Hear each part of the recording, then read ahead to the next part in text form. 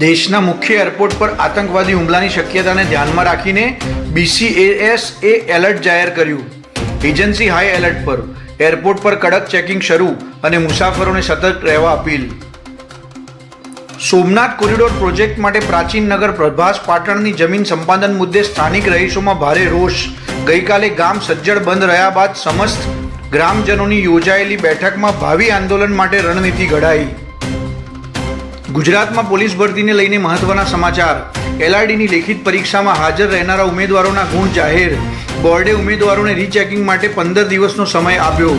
Rechecking માટે ₹500ની fee ચૂકવવાની રહેશે. જસદણ ખાતે છેલ્લા 6 માસમાં ₹1.31 કરોડથી વધુનો અંગ્રેજી દારૂ ઝડપાયો. પોલીસે બુલડોઝર ફેરવી નાશ કર્યો.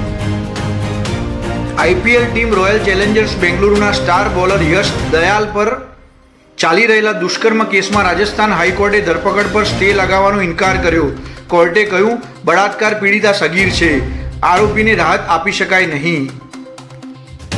ભારતની નિકાસમાં સૌથી વધુ યોગદાન આપવામાં ₹9.83 લાખ કરોડની નિકાસ સાથે ગુજરાત ફરી એકવાર પ્રથમ સ્થાને.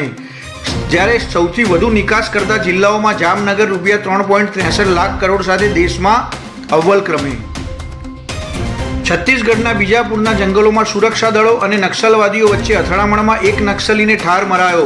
સુરક્ષા દળોની તપાસમાં મોટી માત્રામાં હથિયારો પણ મળી આવ્યા. સમગ્ર વિસ્તારને ઘેરી લેવાયો.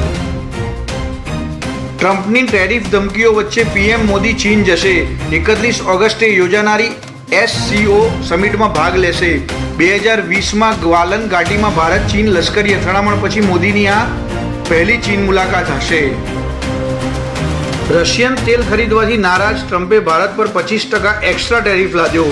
ભારતીય વસ્તુઓ પર હવે 50% ટેરિફ 27 ઓગસ્ટથી અમલ. પાકિસ્તાનના દક્ષિણ ભાગમાં સિંધુ ડેલ્ટા નદી વિસ્તાર અરબી સમુદ્રમાં ડૂબી જતા 40 ગામો ઉજ્જડ થયા. દરિયાની જળ સપાટી વધી રહી હોવાથી નદીના પાણી ખારા થવાથી 12 લાખ લોકો વિસ્થાપિત થયા. બ્યુરો રિપોર્ટ, દિવ્ય બ્રહ્માસ્ત્ર ન્યૂઝ.